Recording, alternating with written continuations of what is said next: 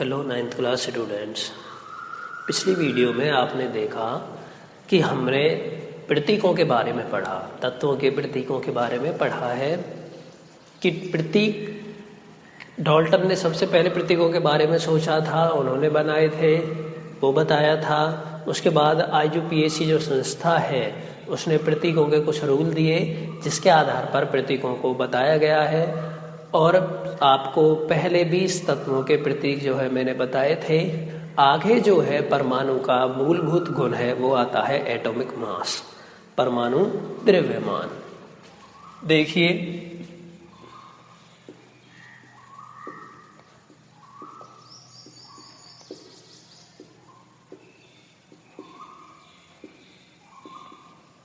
क्या होता है परमाणु द्रव्यमान।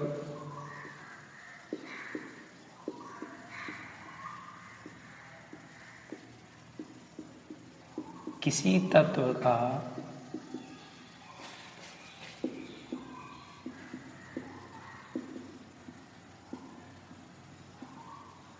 परमाणु द्रव्यमान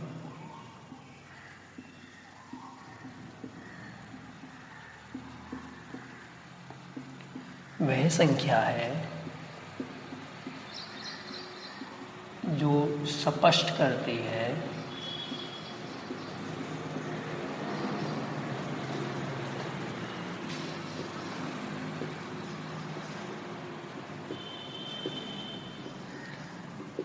कि तत्व का एक परमाणु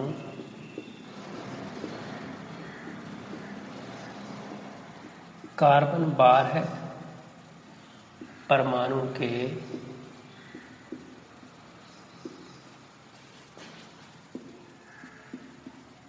द्रव्यमान के 1/12 भाग से या हिस्से से कितने गुना भारी है।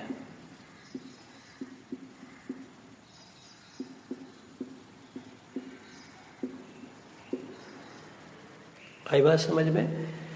वह संख्या है जो स्पष्ट करती है कि तत्व का एक परमाणु कार्बन 12 परमाणु के द्रव्यमान के 1/12 हिस्से से कितने गुना ज्यादा भारी है। वो क्या कहलाएगा, उसका परमाणु द्रव्यमान कहलाएगा। देखिए परमाणु द्रव्यमान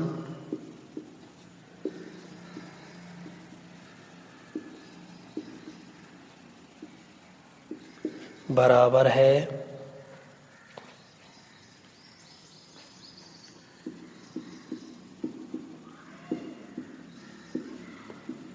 तत्व के परमाणु का द्रव्यमान या तत्व के एक परमाणु का द्रव्यमान, बात वही है,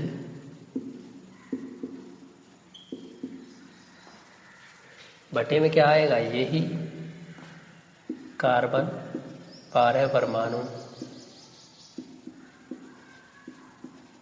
के द्रव्यमान का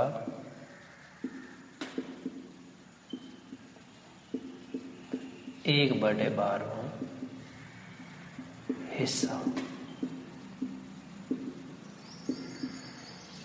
आई बात समझ में, या 12वां भाग ये है। देखिए एटॉमिक मास को कैसे डिफाइन करेंगे।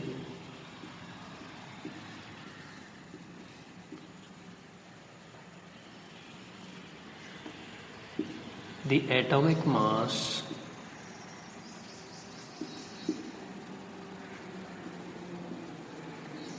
of an element is that number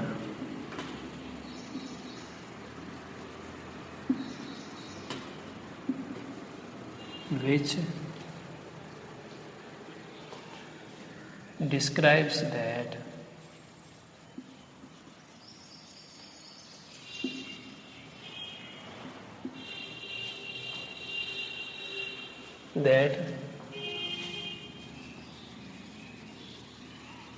how much times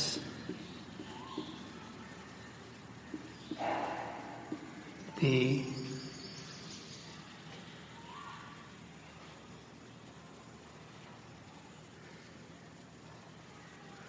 mass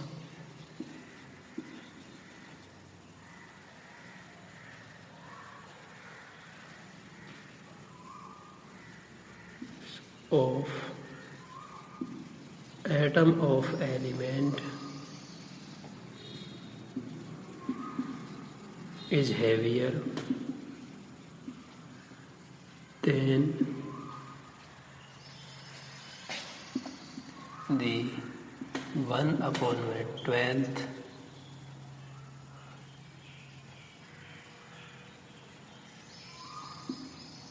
part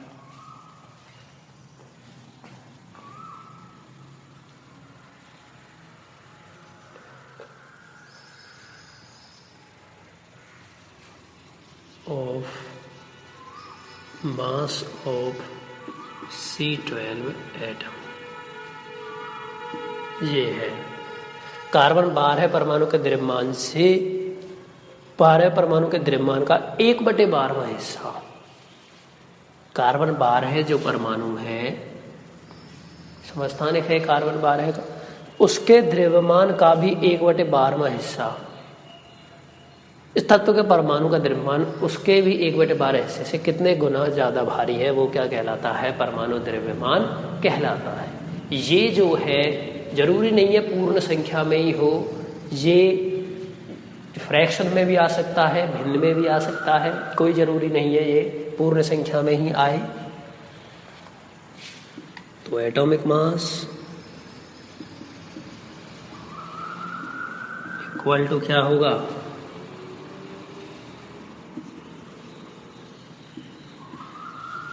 mass of atom of an element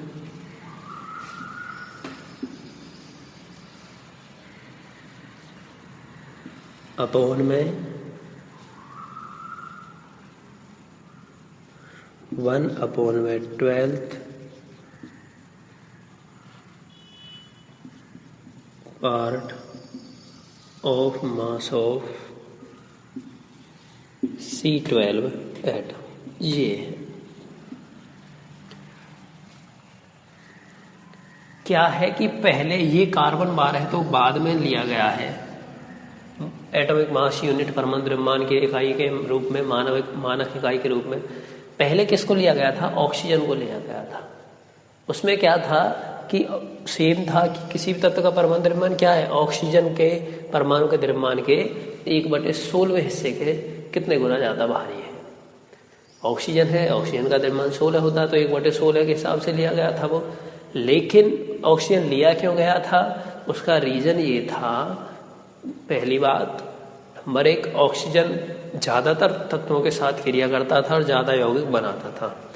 oxygen reacted with more elements and form more compounds. तो पहली बात तो ये थी। दूसरा जो है रीजन रहा उसका कि ऑक्सीजन को ही उसमें एटॉमिक मास के रूप में क्यों लेना उचित समझा गया, तो क्या है कि जो ऑक्सीजन का एटॉमिक मास है उसके हिसाब से ये सभी क्या है? पूर्ण संख्याओं के रूप में आते थे। जो द्रव्यमान थे वो पूर्ण संख्याओं के रूप में आते थे। लेकिन सन 1961 में ऑक्सीजन को हटा करके क्या स्थापित कर दिया गया? कार्बन 12 परमाणु को स्थापित कर दिया गया। तो जो परमाणु द्रव्यमान है वो कार्बन 12 के हिसाब से ही डिक्लेयर किया गया है। अब आगे क्या है देखिए, मॉलिक्यूल की बात आती है अणु। आपको मैं पहले भी बता चुका हूं, अणु क्या है? किसी तत्व या यौगिक का सूक्ष्मतम कण है जो स्वतंत्र अवस्था में रह सकता है। तो पहले इसकी डेफिनेशन ही देख लीजिए। मॉलिक्यूल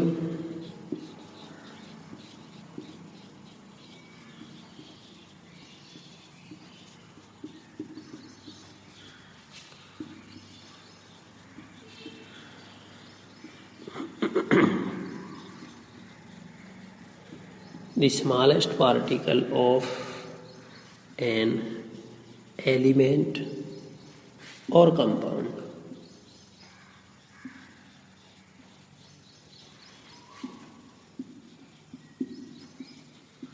which can exist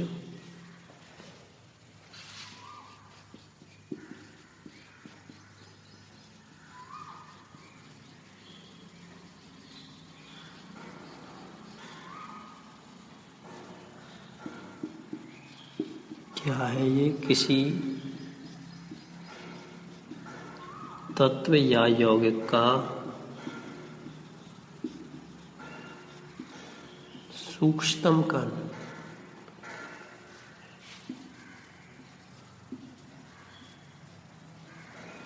जो स्वतंत्र अवस्था में रह सकता है, जो स्वतंत्र अवस्था में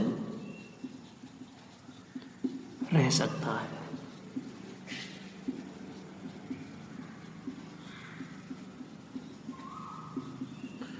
वो क्या है, तत्व के मॉलिक्यूल कहलाता है, अणु कहलाता है। आई बात समझ में? तो मॉलिक्यूल किसके होंगे? मॉलिक्यूल ऑफ एलिमेंट भी हो सकता है और मॉलिक्यूल ऑफ कंपाउंड भी हो सकता है। तत्व का अणु भी हो सकता है और यौगिक का अणु भी हो सकता है। ठीक है ना?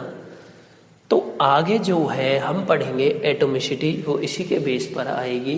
देखिए,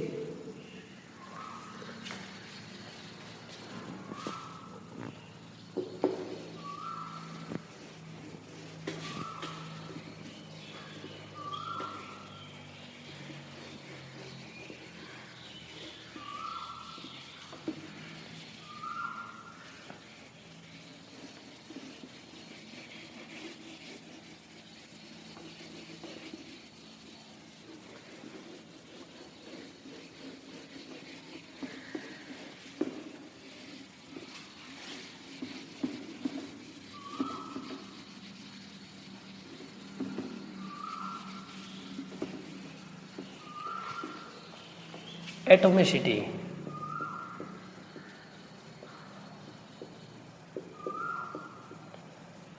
जिसे बोलते हैं परमाणुकता।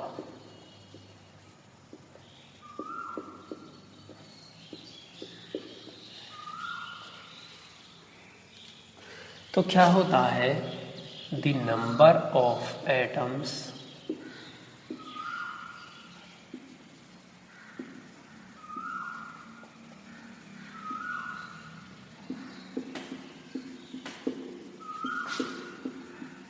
constituting a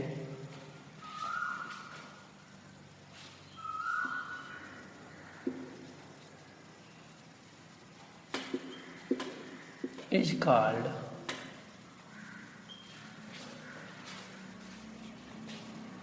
atomicity।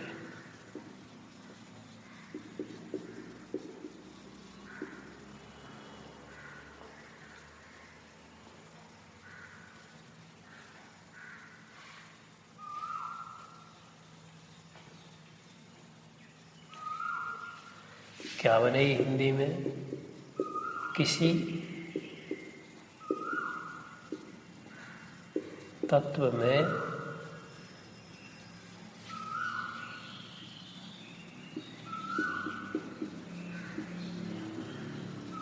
शामिल परमाणुओं की संख्या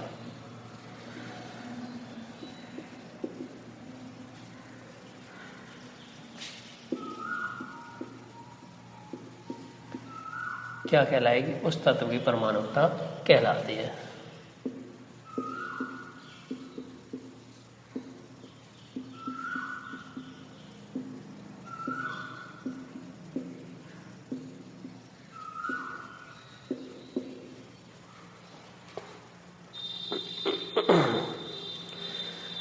अब जो है परमाणुओं की संख्या एक अगर होगी तो वो क्या होगा? मोनो एटॉमिक, एक परमाणुक। दो हुई तो क्या होगा? डाई एटॉमिक, द्विपरमाणुक। तीन होगी तो क्या होगा? त्रिपरमाणुक। चार होगी तो क्या होगा? चतुर्थ परमाणुक या टेट्रा एटॉमिक। और चार से ज़्यादा होगी तो किस में आ जाएगा? Poly atomic. ठीक है ना? देखिए,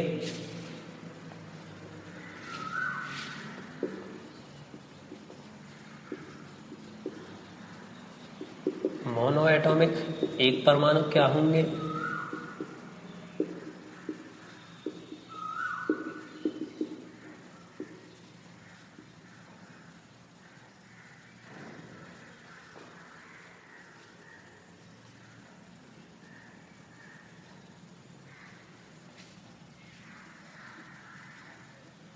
when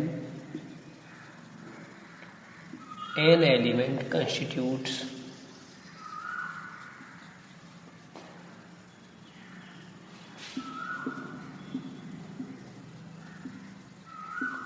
only one atom.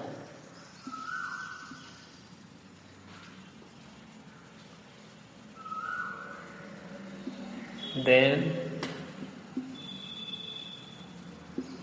they are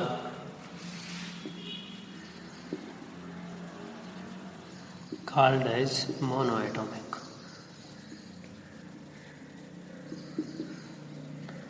जब किसी तत्व में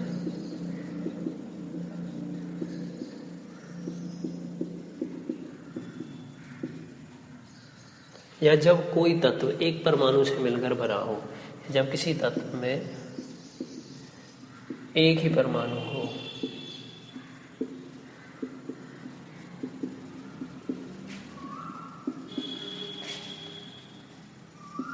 तो वे एक परमाणु कहलाते हैं।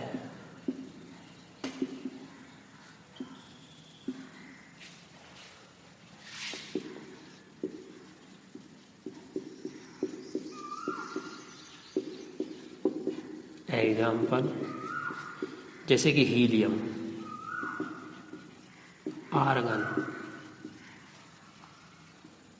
एक ही होता है इनमें। Die atomic,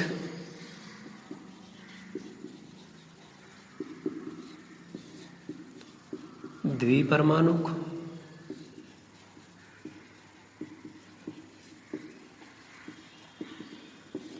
When an element constitutes only two atoms, जब किसी तत्व में दो परमाणु होंगे तो वो क्या कहलाएगा? डाई एटॉमिक कहलाएगा। तो ज़्यादातर जो गैसें हैं वो डाई एटॉमिक होती हैं, जैसे हाइड्रोजन एग्जाम्पल है। क्यों है? क्योंकि हाइड्रोजन को क्या लिखते हैं हम? H2। ऑक्सीजन ये भी क्या है? डाई एटॉमिक है, क्योंकि इसको क्या लिखते हैं हम ज़्यादातर? O2। ठीक है ना। Chlorine,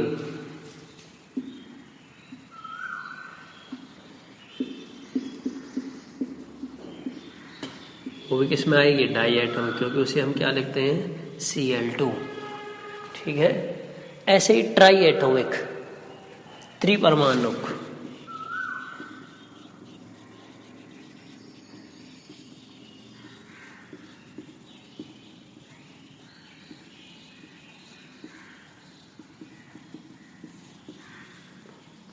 When an element constitutes only three atoms, जब किसी तत्व में तीन ही परमाणु शामिल हों तो वो क्या कहलाएगा? ट्राई एटॉमिक कहलाएगा, त्रिपरमाणु कहलाएगा। जैसे ओजोन गैस है O3 से बनती है वो। ठीक है ना। ऐसे ही टेट्रा एटॉमिक आता है फिर।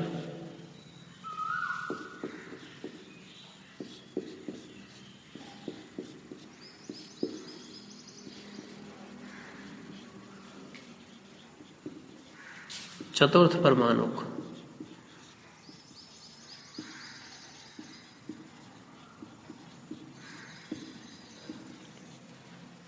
the number of atoms constitutes when जब an element constitutes only 4 atom, जब उसमें 4 परमाणु हो तो वो क्या कहलाएगा? चतुर्थ परमाणु। एग्जाम्पल आ जाएगा फास्फोरस,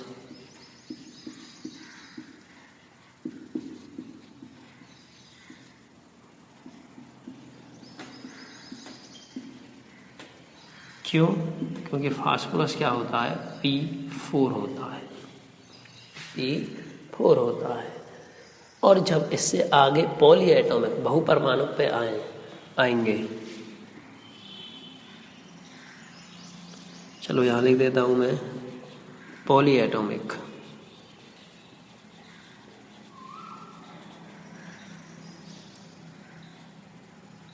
बहुपरमाणुक,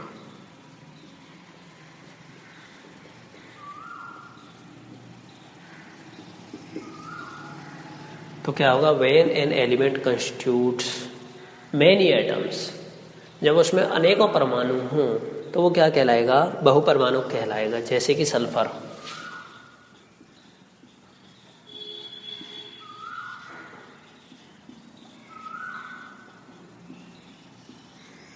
एसिड। ठीक है ना।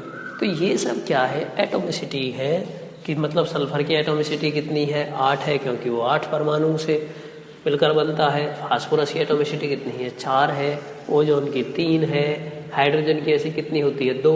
ऑक्सीजन की 2। ऐसे ही हीलियम आर्गन की कितनी होंगी, 1। तो ये सब क्या है, इनकी एटोमिसिटी है।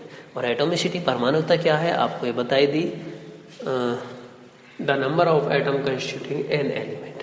तत्व में जितने परमाणु होंगे वो उसकी क्या कहलाती है, एटोमिसिटी कहलाती है, परमाणुकता कहलाती है। बताई दी है आपको। फिर mono atomic, di atomic, try atomic, poly atomic, तो ये सब चीज़ें हैं। टेट्रा एटोमिक, एटोमिक मास समझा दिया है। तो अभी के लिए आपको यहीं तक करना है। ये एटोमिसिटी पता होनी चाहिए, निकालने आनी चाहिए। उसके बाद आगे आएंगे आणविक द्रव्यमान। द्रव्यमान निकालने वो तब पॉसिबल होंगे जब परमाणु द्रव्यमान, तो पहले परमाणु द्रव्यमान आपको याद कराए जाएंगे सभी तत्वों के। उसके बाद आणविक द्रव्यमान निकलेंगे, फिर मोल, मोलर मास, ये सारी चीज़ें आगे पढ़ेंगे। अभी आपको यहीं तक करना है।